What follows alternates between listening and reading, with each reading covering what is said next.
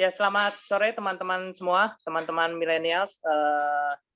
Kembali lagi di Ngobrol Seru IDN Times. Kali ini saya Irfan Fatur Rahman. Kita akan ngobrol bersama dengan Mas Ken Setiawan.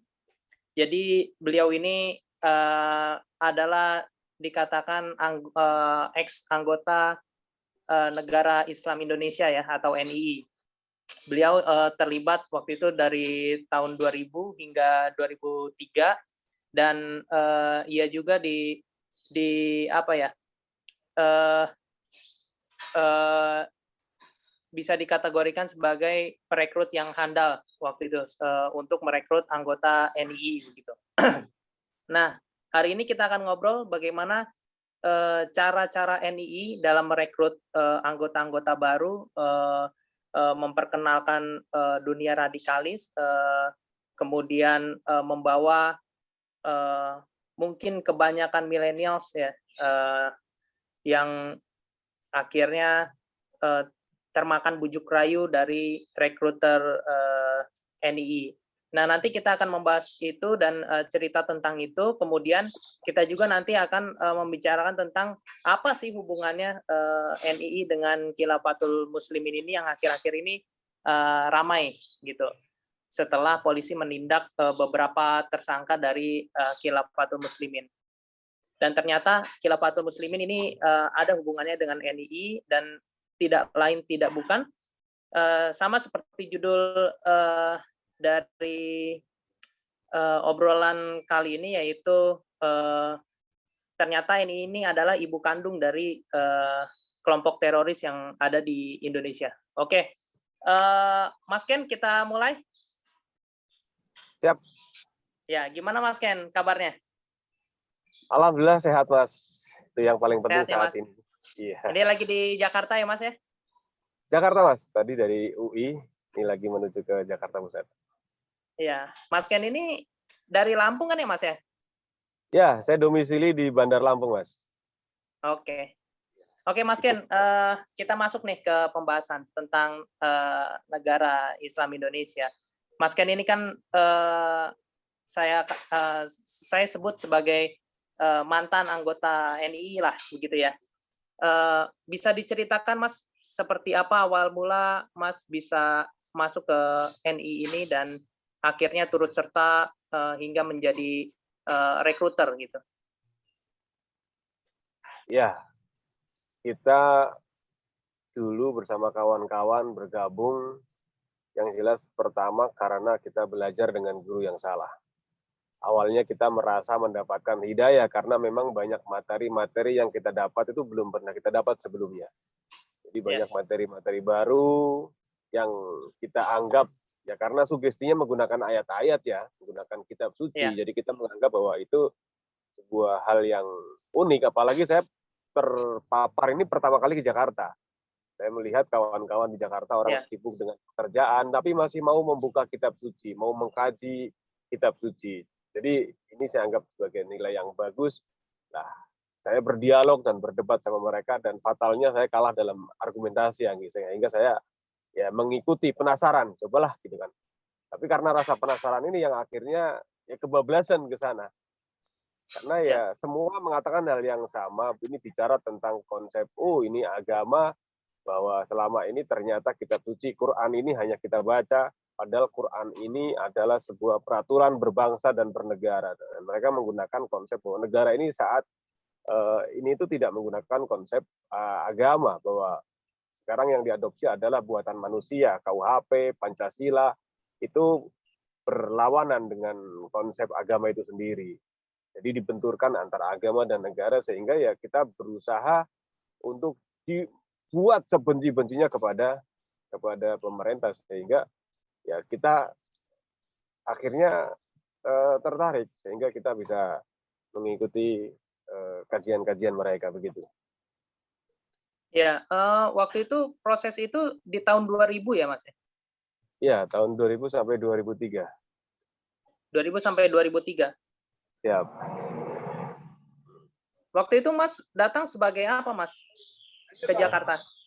Siap. Jadi pertama kali ke Jakarta, tahun 2003 itu kebetulan dalam rangka waktu itu turnamen pencaksilat. Ya. Di turnamen pencaksilat, ya akhirnya karena tadi penasaran mengikuti full akhirnya totalitas, gitu Mas. Ya. Oke, Mas Ken, waktu itu kan Mas Ken akhirnya terjebak bisa dikatakan terjebak di lingkaran NI ini. Seperti apa sih logika atau tafsir-tafsir yang dipakai NI untuk akhirnya Mas Ken itu tertarik dan mau gitu untuk menjadi anggota NI? Ya, mereka menggunakan tafsir-tafsir Quran. Jadi kita diarahkan untuk masuk ke dalam Islam secara kafah. Jadi nggak boleh separuh-separuh, seperti mereka menganalogkan sebuah pohon. Akarnya mangga, batangnya mangga, buahnya harus mangga. Nggak mungkin akarnya mangga, batangnya pepaya, buahnya kelapa. Jadi masuklah ke dalam Islam secara kafah keseluruhan. Jadi orang Islam harus tinggal di negara Islam menggunakan hukum Islam. Nggak bisa orang Islam tinggal di negara RI hukumnya jahiliyah, Pancasila, itu tauhid dan lain sebagainya. Jadi kita dianggap ya masih menduakan Allah karena kita masih punya hukum yang bertentangan dengan hukum Allah. Jadi kita masih menggunakan hukum yang melawan hukum Allah. Jadi ketika ditanya umat Islam untuk memutuskan perkara sumber hukumnya apa, Pak? Quran. Republik Indonesia untuk memutuskan perkara sumber hukumnya apa? Pancasila. Berarti kamu masih punya dua sumber hukum, yang satu sesuai hukum Allah, yang satu melawan hukum Allah. Saya tanya, lah kenapa Pancasila melawan hukum Allah? Saya katakan produk Pancasila ini Undang-Undang 45 di dalamnya ada aturan yang membolehkan minuman keras misalnya. Minuman keras kan dalam Quran nggak boleh, tapi sama negara dibolehkan. Berarti negara melawan hukum Allah, dan berarti kita semua berada di sebuah negara yang undang-undangnya melawan hukum Allah. Ini seperti itu. Dulu masih ada doli di Surabaya. Berarti negara ini melegalkan perzinahan dan lain sebagainya. Sehingga oh iya ternyata kita masih mempunyai dua sumber hukum, dan mereka satu korban itu 5 perekrut. Korbannya laki-laki yang rekrut dulu 5 perempuan cantik yang hobinya sama.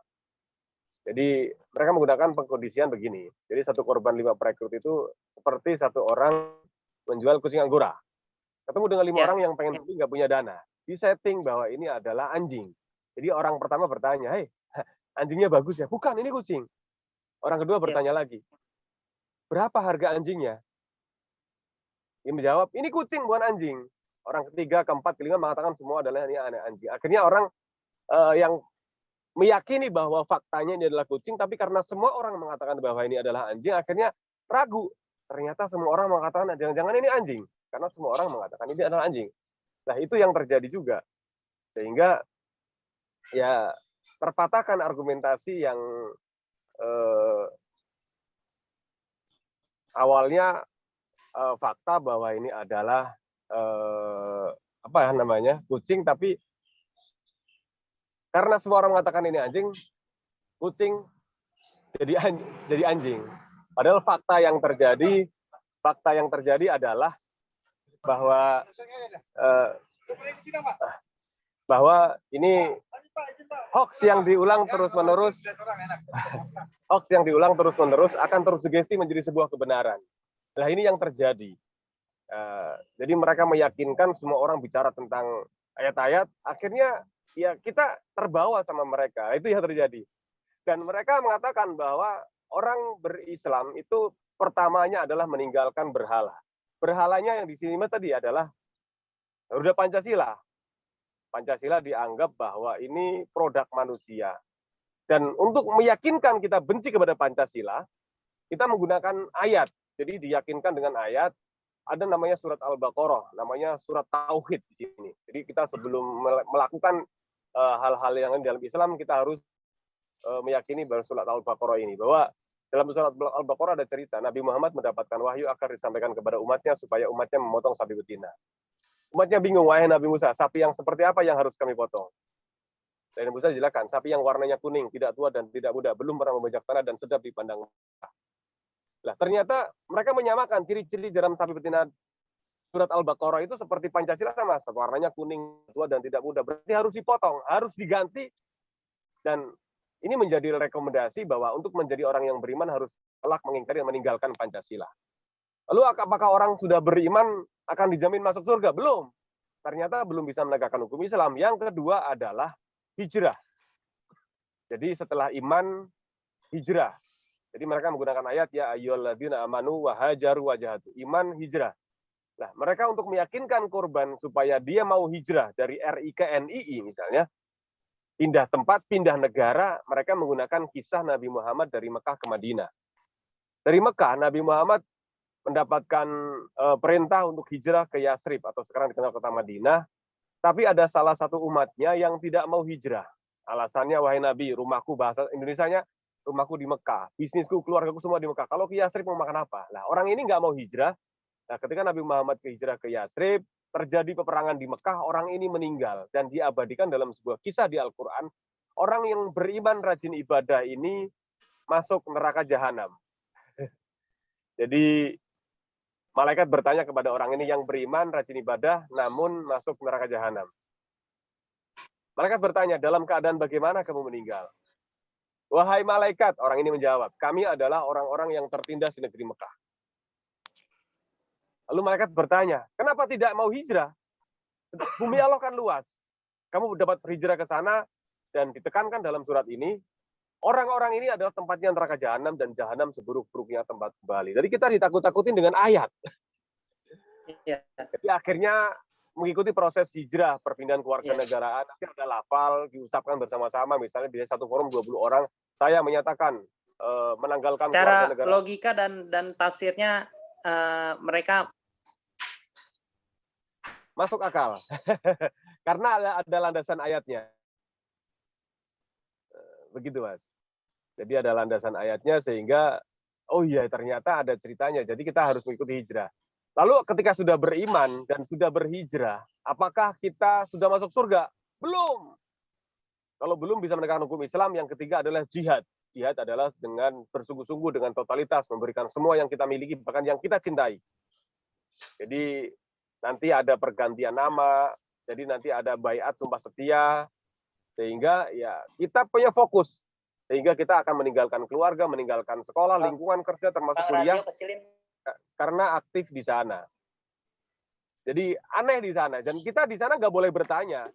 Misalnya mau bertanya siapa presiden kita akan didoktrin bahwa kita nggak boleh tahu siapa pemimpin kita, karena mereka mengatakan kalau kamu sholat di perjalanan, sholat zuhur misalnya, imam sudah 2 rakaat.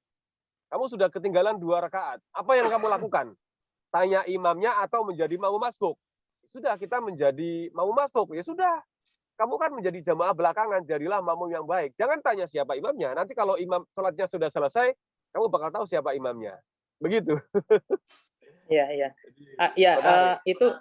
Itu logika dan tafsir yang dibenturkan ya, yang akhirnya orang-orang awam ini akhirnya menelan dengan semudah itu gitu. Nah, waktu itu Mas Ken kan masuk nih NII. Waktu itu sebagai apa direkrutnya itu?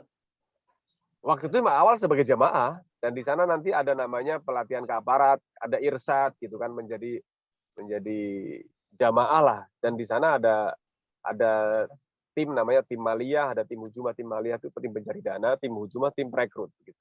Amalia, bedanya Amalia dan yang rekrut ini seperti apa, Mas? Kerjanya, kerjanya itu. Kalau tim maliyah itu bagian khusus tim pencari dana.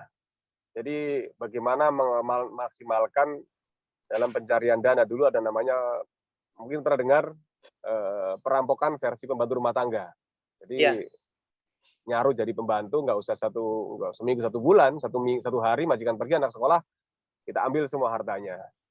Jadi modus-modus termasuk bagaimana menggunakan yatim piatu, yayasan yatim piatu yang nongkrong di ATM, di forkop, pom bensin atas nama kegiatan sosial. Jadi pencari dana. Kalau tim perekrutan, bagaimana ngerekrut sebanyak-banyaknya, kita juga masuk dalam tim itu, termasuk dulu kita masuk di kalangan buruh, kalangan perantau yang orang dari daerah kita tampung di Jakarta, kita carikan solusi kerja, alasannya tapi ternyata kita tampung dan kita rekrut, akhirnya bergabung menjadi dana. Jadi masing-masing tim mereka punya punya tim lagi, punya di bawah lagi, sehingga ya memang mereka evaluasinya bagus, sehingga jarang mereka ketika sudah yang jadi target ini, karena memang ada proses screening yang lebih bagus, sehingga jarang sekali gagal gitu kan dalam perekrutan dan termasuk penggalangan dana. Jadi Ya. logika apa dan tafsir apa yang dipakai oleh NII di amaliyah dulu ya Mas? Ketika seseorang yang sudah direkrut terus menjadi amaliyah, mereka harus melakukan hal-hal yang sebenarnya itu bukan sebenarnya menyimpang dari ajaran Islam gitu, seperti mencuri, terus membunuh dan lain-lain. Itu seperti apa Mas? Logika dan tafsirnya yang dibenturkan. Ya, mereka itu kalau saya sebut sebenarnya kriminal atas nama agama. Karena mereka menghalalkan segala cara atas nama agama. Jadi mereka menganggap bahwa orang yang di luar kelompok itu adalah orang kafir. Ya. Bahkan yang seagama pun ketika belum bergabung juga dianggap sebagai orang kafir. Ya. Jadi orang kafir itu mereka mengatakan seperti binatang ternak, Ya. sapi perah. Jadi sapinya kita seru dengan Quran, nggak bakal dengar orang namanya sapi binatang, tapi susunya halal. Sapi perah, susunya halal, jadi hartanya boleh diambil, boleh dicuri, boleh dirampok. Nah itu yang terjadi. Jadi mereka legalisasi atas nama agama. Bukan hanya orang lain. Keluarga sendiri, termasuk orang tua, itu boleh ditipu, boleh dicuri hartanya. Jadi mereka katakan orang tua kan kafir juga. Sebelum mereka masuk ke negara Islam dianggap kafir. Jadi sebelum kita selamatkan orang tua, kita selamatkan dulu hartanya. Ditipu, dicuri. Nah ini banyak akhirnya anak muda, pelajar dan mahasiswa yang sudah bergabung, ya rata-rata yang kalangan muda ini kan pelajar dan mahasiswa, karena tuntutan infak yang begitu besar akhirnya tidak tercapai, akhirnya menipu orang tuanya. Kehilangan laptop, kamera digital, kehilangan sampai motor. Jadi orang tua ditipu, anaknya ngaku ke orang tua menghilangkan laptop sahabatnya meyakinkan bahwa anaknya tersebut menghilangkan barangnya, sehingga orang tua harus mengganti. Nilainya ada yang 10 juta, ada sampai ratusan juta. Dan orang tua mengganti, karena anaknya ngaku, yang punya barang ngaku, sehingga ya terpaksa akhirnya keluarga mengganti sejumlah dana. Bahkan nilainya sampai ada yang 300 juta loh. Jadi mahasiswa Unisula Semarang itu sampai mobil orang tuanya digadaikan senilai ratusan juta. Terus ada mahasiswa UGM dari Bandung orang tuanya. Jadi nipu orang tuanya, katanya dia mecahin alat laboratorium kampus yang nilainya 300 juta. Orang tua kaget karena anaknya ngaku, sahabatnya ngaku, bahkan ada yang ngaku sebagai dosen mengatakan bahwa anaknya mecahin alat tersebut dan alatnya mau dipakai, mohon segera diganti. Orang tua sampai jual aset senilai 300 juta dan datang ke kampus menanyakan ke dosen, apakah betul Pak dosen anak saya mecahin alat tersebut. Jawaban dari dosen membuat ibunya hampir pingsan, karena menurut dosen, maaf Bu, anak ibu sudah drop out dari kampus, anak ibu masuk kelompok radikal dan anak ibu sekarang menjadi DPO di kampus karena ngerekrut kawan-kawannya. Nggak mungkin Pak, anak saya anak yang pintar, penurut, nggak mungkin neko-neko, anak saya tuh selalu berkomunikasi, bahkan tadi mau ke kampus saja saya telepon kalau anaknya ada di kampus. Jadi ibunya meyakinkan kepada dosen bahwa anaknya tidak terlibat. Pak dosen bilang kalau memang anak ibu di kampus, ketemu dengan saya di ruangan kalau bisa sekarang dengan ibu. Ditelepon di depan Pak dosen, nak lagi di mana? Lagi di kampus. Kampus mana? Ibunya menanyakan kalau memang di kampus, ketemu dengan ibu dan dosen di ruangan. HP-nya nggak dijawab, malah dimatiin, sampai sekarang anaknya hilang, nggak tahu kemana. Jadi ini salah satu akibat karena belajar dengan guru yang salah. Yang menjadi korban bukan hanya anak, keluarga menjadi korban. Lingkungan, sekolah, kampus juga menjadi korban. Karena kelompok ini seperti multi level marketing, satu ngerekrut 5, 10, 20, 40. Dan terus dia tidak akan pernah berhenti sebelum ada ideologi baru yang menurut dia lebih bagus dari yang dia yakini saat itu. Jadi sakaunya lebih dewasa sakoin daripada narkoba. Ini yang kita sebut sebagai tragedi kemanusiaan, Mas. Jadi dirusak hartanya atas nama infak, dirusak akhlaknya, semua orang kafir, dihancurkan masa depannya, yang sekolah, yang kuliah harus drop out, sehingga dia meninggalkan sekolah, meninggalkan kampus, meninggalkan keluarga, demi aktif dalam gerakan mereka. Begitu, Mas. Ya, oke. Itu kan dari sisi amalianya seperti itu. Kalau dari rekruternya seperti apa, Mas? Kan Mas masuk juga nih sebagai perekrut juga akhirnya dalam kelompok yang sebagai perekrut.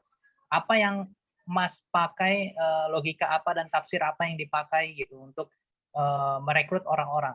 Orang yang masih baru belum diwajibkan untuk rekrut, jadi paling hanya membawa sahabat-sahabatnya, nanti yang rekrut adalah senior. Tapi ketika sudah diyakinkan dia sudah bisa mendapatkan materi yang full, nanti dia akan merekrut. Jadi orang yang misalnya sudah bergabung ini, dalam satu waktu misalnya, dikasih kertas sama pulpen, tuliskan 10 nama yang ada di pikiran kamu dalam 1 menit.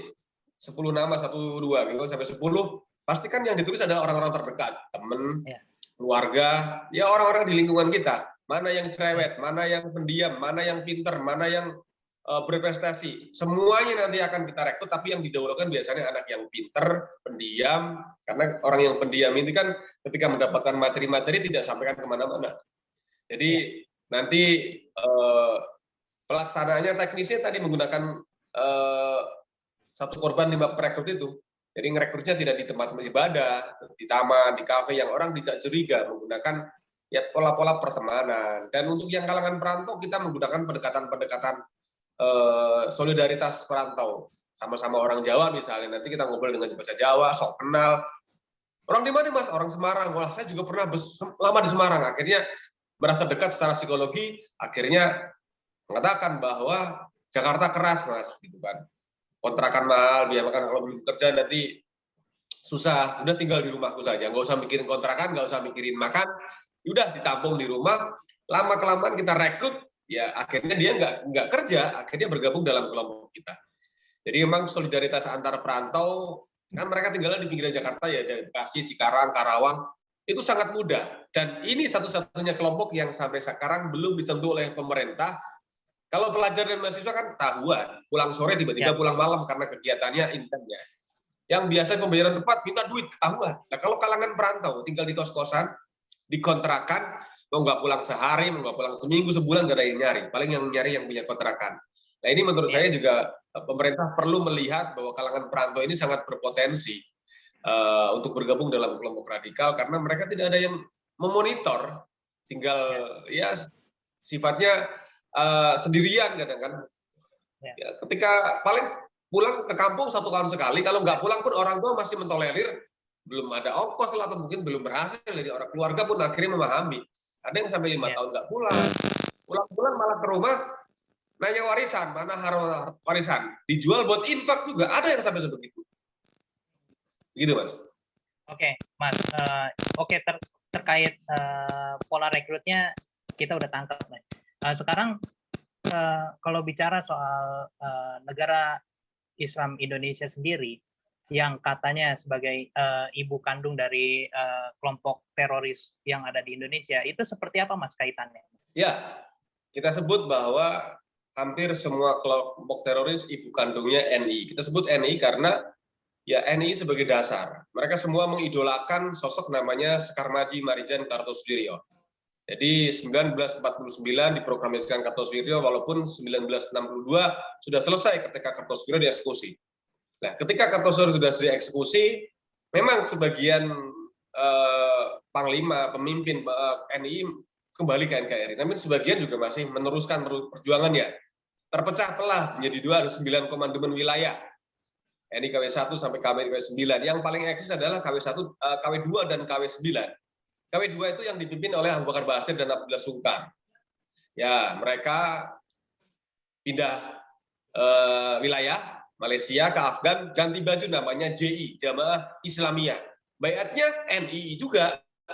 Ada komandemen wilayah 9 yang mungkin pernah dengar di pesantren Al Zaitun yang terbesar di Asia Tenggara, yang sampai sekarang juga lepas dari jeratan hukum karena mereka belajar hukum bagaimana supaya mereka lepas.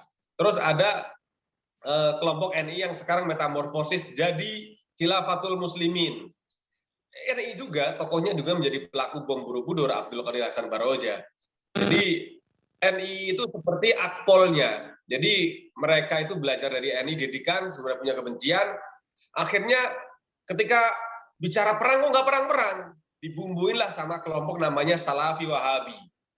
Kelompok yang akhirnya jadi JI, jadi JAD, termasuk jadi Khilafatul Muslimin.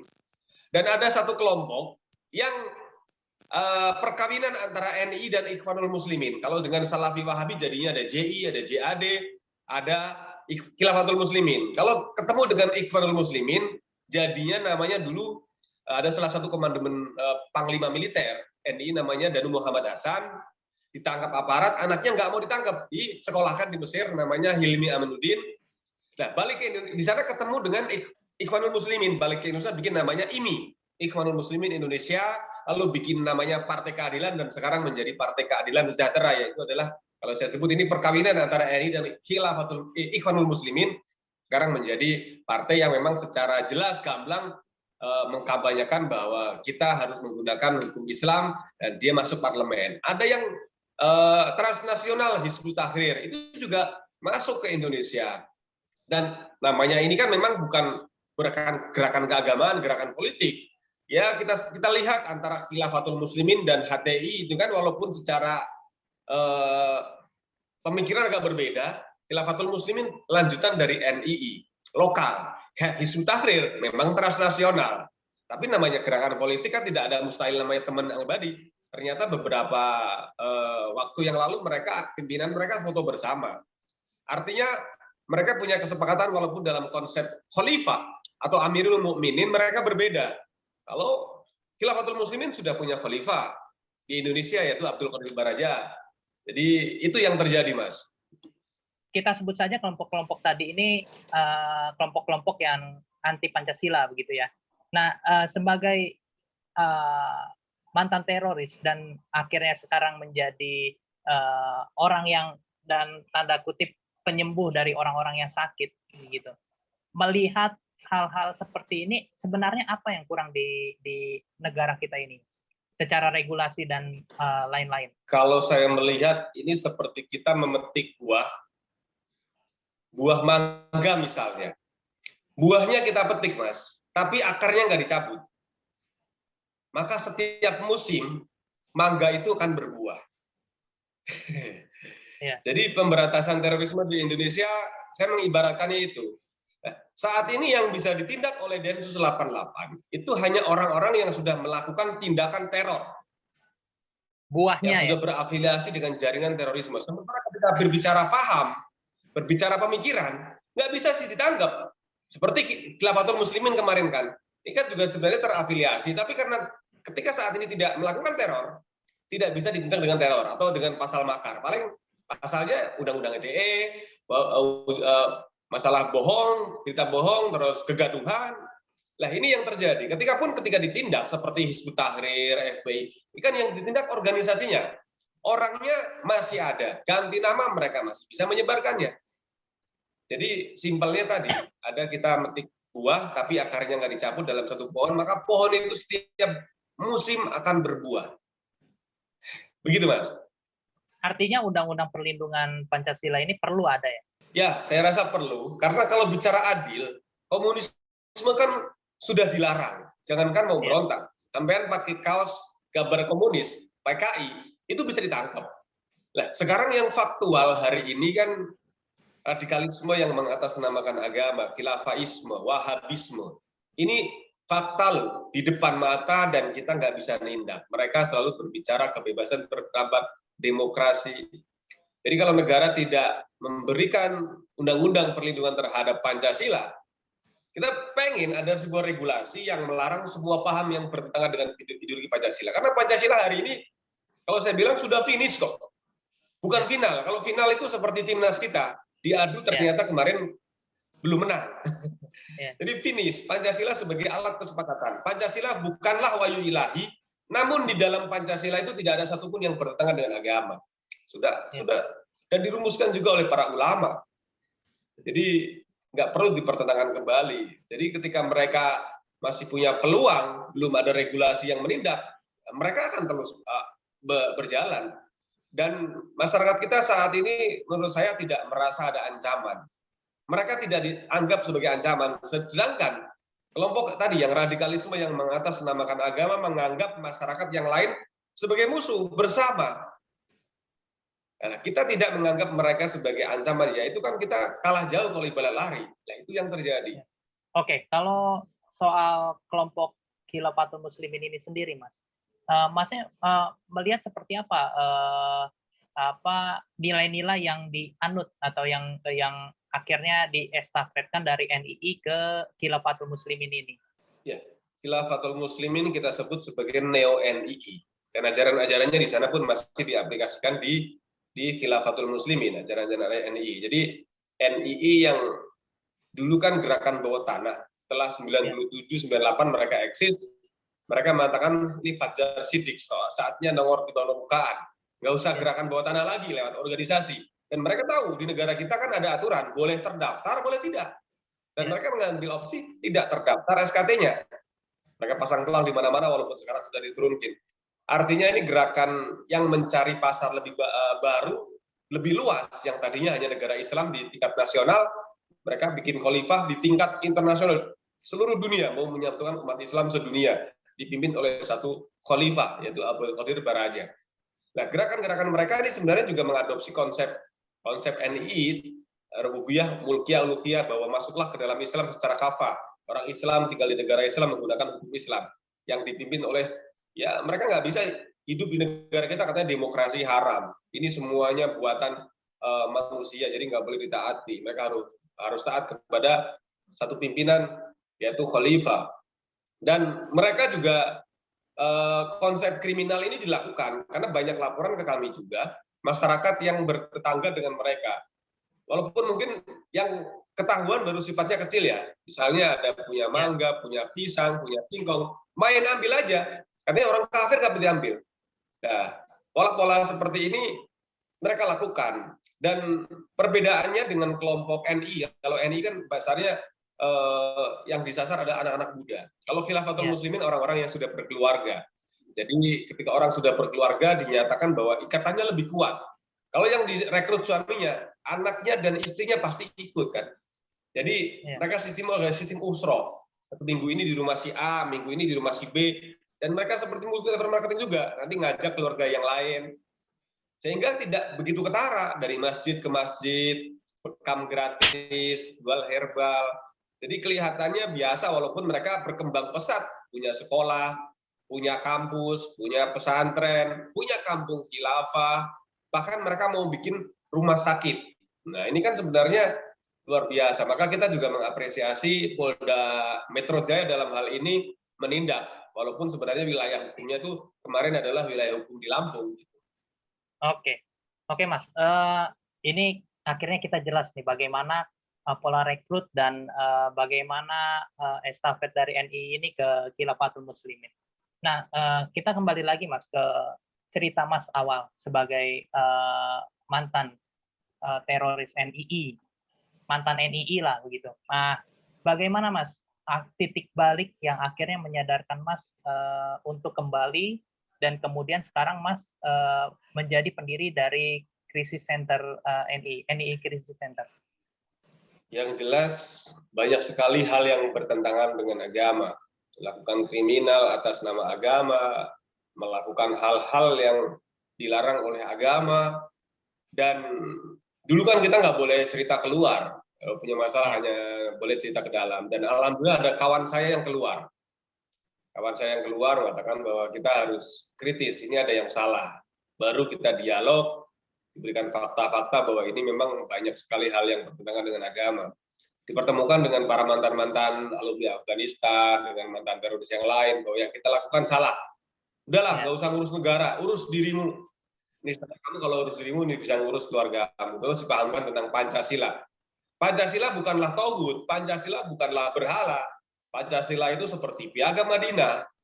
Bahkan kalau kita mengaku Pancasilais, ya sebenarnya di antara kita umat beragama, mau Islam, Nasrani, Hindu, Buddha, Konghucu, itu sejatinya kita punya Tuhan yang sama. Jadi kalau kita menganggap Tuhan kita berbeda, berarti kita sudah menyekutukan Allah. Berarti di Indonesia ada 6 agama, ada 6 Tuhan. Dijelaskan bahwa kita umat Islam meyakini bahwa para nabi dan rasul dan kitab suci yang diturunkan sebelum Nabi Muhammad juga bicara tentang tauhid yang sama, Tuhan yang Maha Esa. Maka dari itu di Indonesia, sila pertama dalam Pancasila bicara tentang ketuhanan yang Maha Esa. Tuhan semesta alam itu hanya satu. Tuhan orang Islam, Tuhan orang Hindu, itu seperti halnya kita menyebut misalnya begini. Saya punya istri, nyebutnya sayang. Anak nyebutnya ibu. Keponakan nyebutnya tante. Jadi kita menyebutnya berbeda, padahal satu. Begitu tentang ketuhanan. Selama ini kita kurang duduk bersama. Kita ngejudge bahwa ternyata agama lain salah. Agama lain yang berbeda kafir. Padahal ketika kita bisa ngobrol duduk bersama dengan teman yang agama Hindu misalnya. Kita tanya, Tuhan orang Hindu ada berapa sih? Satu, Mas Ken. Tuhan kami Sang Hyang Widi. Tapi katanya Tuhan orang Hindu ada 3.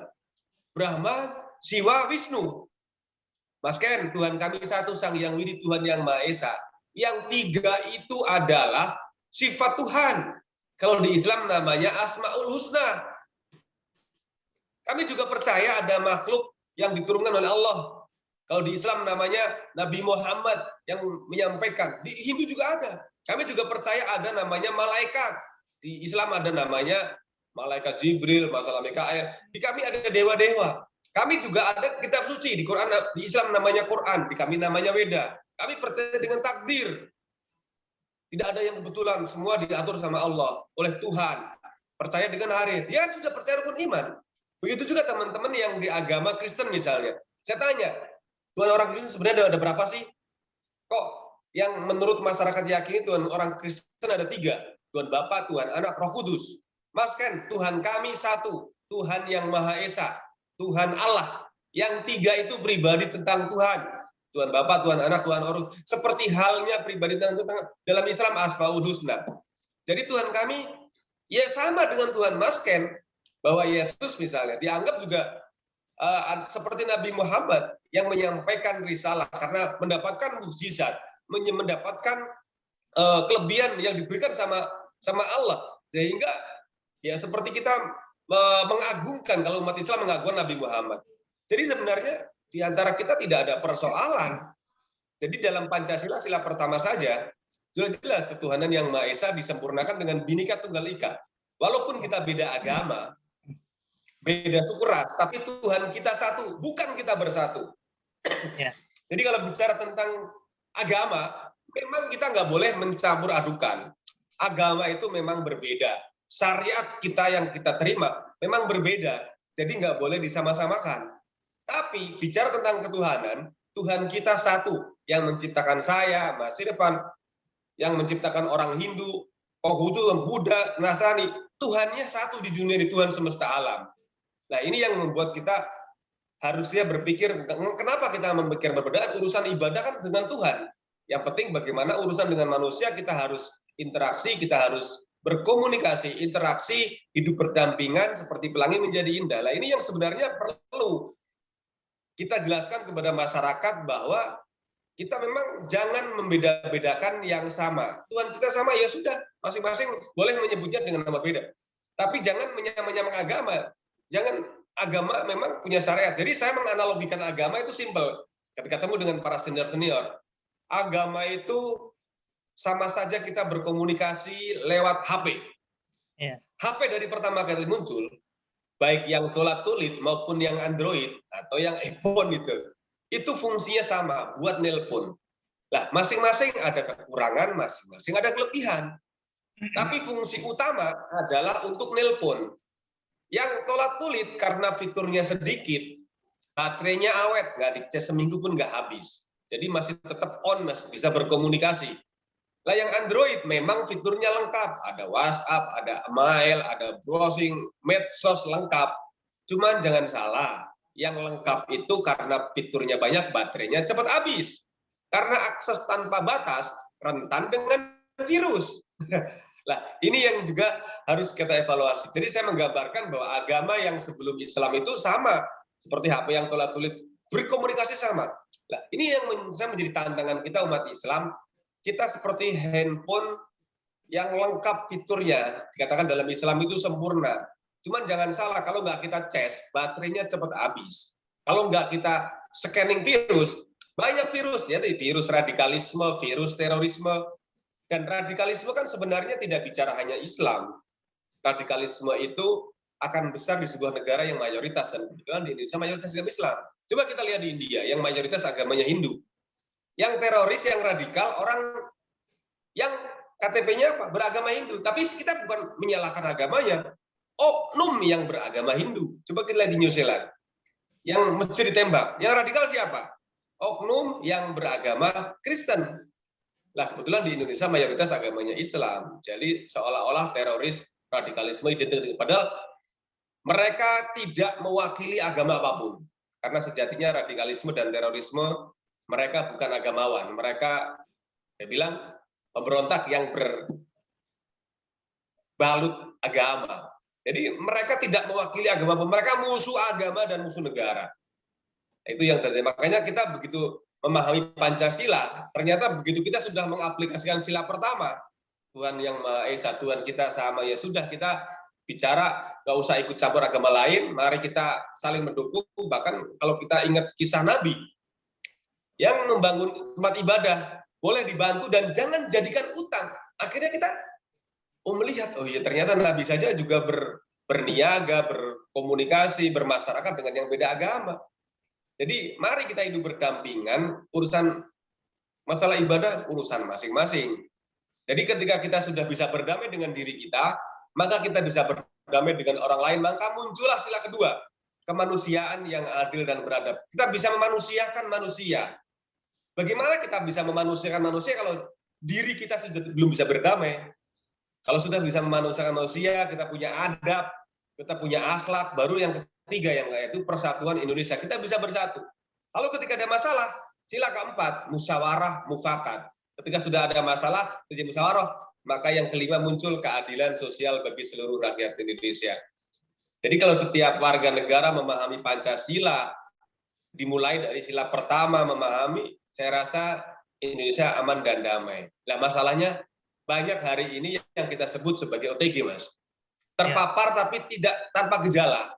Ya, betul. Mengaku nasionalisme, merasa Pancasilaisme, tapi masih menganggap orang lain yang berbeda itu sebagai ancaman, sebagai musuh. Pokoknya yang masuk surga saya, yang lain neraka semua. Lalu bagaimana kita akan mendapatkan sila kedua, sila ketiga, sila keempat, sila kelima, orang sila pertamanya kita gagal. Nah ini makanya tantangan pemerintah bagaimana untuk membumikan Pancasila supaya ya paling tidak kita bisa berdamai dengan diri kita, dengan lingkungan kita sebelum kita mengkritisi masalah negara. Bahwa negara ini nggak adil. Kalau bicara tentang keadilan, jangankan Pak Presiden kita, Rasulullah saja dianggap tidak adil oleh kelompok Khawarij pada saat itu. Dalam pembagian harta rampasan perang dikatakan Rasulullah nggak adil. Yang dibagikan kok itu ya orang kaya. Orang mu'alaf yang kaya, harusnya mereka. Dan Rasulullah sudah bersabda, nanti di akhir zaman ada orang seperti yang bacaan Qur'annya, kamu nggak ada apa-apanya. Habis Qur'an, sholatnya, ibadahnya, luar biasa. Namun bacaan Qur'annya hanya tenggorokan. Artinya bahwa gejala itu sekarang sudah muncul di sekitar kita. Banyak sekali orang-orang yang mengaku beragama, tapi nggak punya akhlak. Mencaci maki, hujatan, ujaran kebencian, nah ini yang terjadi. Jadi menyalahkan orang lain, ya hari ini sudah di sekitar kita sudah banyak. Bahkan ujaran-ujaran kebencian itu bukan hanya di tempat umum, di tempat ibadah. Seperti misalnya di tempat ya masjid, gereja. Ya mungkin coba kalau gereja pakai toa mereka. Saya rasa keluarnya lebih kencang juga. Cuman karena memang yang paling banyak ada masjid, sering kita dengar, jangan ikuti ulama, kiai, ustadz yang mendukung pemerintah. Ikutilah ulama, kiai, atau ustadz yang dibenci sama pemerintah. Nah itu ada. Jadi kita juga berharap di samping regulasi, pemerintah juga membuat sertifikasi penceramah agar kegiatan-kegiatan keagamaan, bukan hanya Islam, yang Nasrani, yang Hindu, yang Buddha, juga menyejukkan.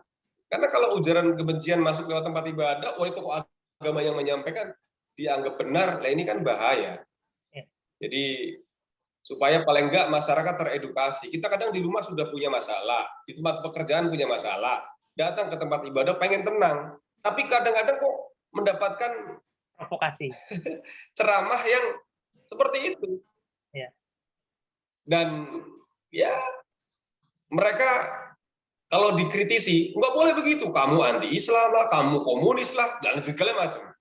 Mereka nggak mau ngalah. Nah, kita kan akhirnya yang waras sih, sudah diam aja akhirnya. Karena dibiarkan, mereka semakin besar. Begitu, Mas. Iya, iya. Oke, Mas. Mungkin ke pertanyaan terakhir ya, soal akhirnya dari sana, Mas hijrah kembali ke jalan yang benar, begitu ya. Akhirnya Mas mendirikan NII Crisis Center, begitu.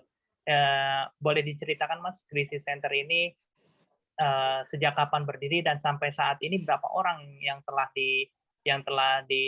tanda kutip disembuhkan, begitu ya?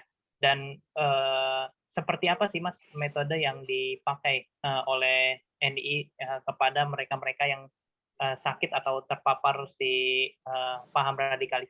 Ya, NII Crisis Center kita buat sekitar 2004-2005-an. Dulu hanya kumpul kita para mantan, teman-teman yang sudah keluar kita ngerekrut. Lalu ya tahun sekitar 2006-2007 kita buat website. Kalau terdaftarnya kita secara lembaga di 2013. Jadi kita semua teman-teman yang sudah keluar merasa punya tanggung jawab. Dulu kita ngerekrut orang untuk masuk ke dalam, ya kita ngerekrut orang sekarang untuk keluar. Ya. Dan beberapa kisah kawan-kawan kita tulis di website. Kita tulis, dan akhirnya banyak sekali laporan. Akhirnya kita membuat hotline pengaduan NII Crisis Center. Kita ada 3 program. Yang pertama ada namanya identifikasi. Kita menerima laporan, kita identifikasi dia dari jaringan mana, jaringan pelajar, mahasiswa, apa jaringan guru, bahkan ada jaringan artis. Setelah kita identifikasi latar belakangnya, kita investigasi sejauh mana pergerakannya, dia masih baru atau sudah lama, terus seberapa dalam pemahamannya, misalnya dia ketika sudah kita tanya sudah ngerekrut berapa orang, direkrut di mana, dia investigasi di lapangan sesuai dengan latar belakang korban ini. Karena ini menentukan bagaimana untuk menentukan pola rehabilitasi atau deradikalisasi. Misalnya orangnya ada yang kita tindak, ada yang diem, ada yang penurut, ada yang marah-marah, bahkan pernah dibawain senjata. Jadi lalu kita yang terakhir adalah rehabilitasi atau deradikalisasi atau reideologi. Kita restart ulang, ibarat air yang sudah tercampur noda, bukan kita tambah air lagi, tapi kita tuang dan isi yang baru dengan konsep tadi. Pancasila ini ternyata sudah sepakat dengan konsep Pancasila, kita harus terima menjadi sebuah kesepakatan bersama. Nah, ini pola rehabilitasi ini kita memang selama ini independen, karena memang kalau bicara NII baru kita Khilafatul Muslimin, Ghafatar, ini belum masuk program negara, program deradikalisasi oleh kementerian maupun lembaga seperti BNPT, ada program deradikalisasi. Alasannya ini belum melakukan tindakan terorisme. Jadi memang sementara ya kita sifatnya personal. Nah, itu yang kita lakukan seperti dari pintu ke pintu, ada laporan kita tangani. Sejauh ini seperti itu, karena memang negara belum menganggap ini sebuah ancaman yang serius. Padahal sejatinya mantan-mantan NII ini kan orang-orang yang seperti buah, Mas. Yang sudah benci kepada negara, yang sudah ya selangkah lagi jadi teroris. Tapi karena yang disentuh oleh negara saat ini hanya orang-orang yang sudah menjadi teroris atau narapidana terorisme dan keluarga yang mendapatkan pendampingan dari pemerintah. Jadi kalau di NII atau Khilafatul Muslimin itu belum masuk program namanya deradikalisasi. Makanya kita secara swadanya lewat program rehabilitasi secara manual, dan kita ya sejauh ini kita tetap berjalan ya, dan kita juga kawan-kawan kita support. Mantan-mantan yang sudah punya usaha kita kolekan, untuk teman-teman yang baru keluar kita kasih usaha, mungkin bisa jualan ya yang dia bisa apa, ya, jualan pecel lele, jualan angkringan. Yang penting dia paling tidak sudah punya aktivitas, jangan sampai dia bengong. Nanti kalau bengong nanti dia bisa berpikir lagi, dia kembali lagi atau bisa direkrut lagi dengan kelompok lain. Begitu yang terjadi. Jadi kami memang bukan siapa-siapa dan kami bukan apa-apa, namun kami yang jelas pengen ambil bagian sesuai bidang yang kami mampu dan kami bisa. Begitu, Mas. Baik, mungkin bagi teman-teman di luar sana atau yang sedang menonton ini nantinya ada mungkin dari mereka atau kerabat atau keluarga yang terpapar, bisa menghubungi siapa, Mas? untuk konsultasi ke NI? Iya, ada kontak kami nanti bisa ditulis. Iya, Oke. di hotline NI Krisis Center di 089851512228. Dan kami berharap jangan ada lagi korban kalau bisa seperti kami, tapi kembali namanya ideologi nggak akan pernah mati. Jadi kita berharap masyarakat belajar kepada ahlinya lah. Jadi jangan sampai belajar agama dengan orang yang sudah punya histori, wah gue nih pemerintah togut, kafir gitu kan, yang suka menyalahkan orang lain gitu kan. Jadi kalau sudah mengindikasi begitu, seperti narkoba, jangan coba-coba. Kalau coba-coba kita bisa terpapar ke sana. Stop, unfollow, jangan ikuti. Sekarang lagi rame-rame nih konsep ada namanya hijrah lah, cinta sunnah lah, segala macam. Bahkan yang terpapar bukan hanya masyarakat biasa, bahkan aparat mungkin pernah dengar kan, polisi cinta sunnah, TNI cinta sunnah. Nah, kita yang jelas tolak ukurnya akhlak lah. Kalau mudah menyalahkan orang lain, bid'ah, sesat, syirik, haram, maka kita harus kritis. Agama dan kitab suci tidak salah, tapi tidak semua orang yang mengaku beragama dan membawa kitab suci itu benar. Jadi kita harus kritis terhadap informasi yang kita terima, jangan sampai menjadi korban hoax atau bahkan menjadi pelaku dan turut menyebarkan informasi yang salah. Beragama tolak ukurnya adalah senyum, tersenyum dan membuat orang tersenyum. Jadi kalau beragama membuat kita jadi marah, hujatan, caci maki, ujaran kebencian, berarti kita belajar dengan guru yang salah. Gitu, Mas. Baik, oke. Terima kasih nih Mas sebelumnya atas waktu 40 menit lebihnya. Mungkin ini menjadi pelajaran buat kita semua untuk menjauhi paham radikalisme dan kita bisa mengidentifikasi setidaknya bagaimana pola-pola yang dipakai oleh para rekruter NII atau kelompok-kelompok anti Pancasila di luar sana yang saat ini masih terus beroperasi dan mungkin benar kata Mas Ken tadi. Jadi mungkin mereka suatu waktu nanti akan membuahi teroris lagi dan mereka akan melakukan amaliyah lagi. Oke, terima kasih Mas Ken atas waktunya. Semoga obrolan ini bermanfaat bagi kita semua. Terima kasih Mas. Assalamualaikum. Siap. Waalaikumsalam warahmatullahi wabarakatuh.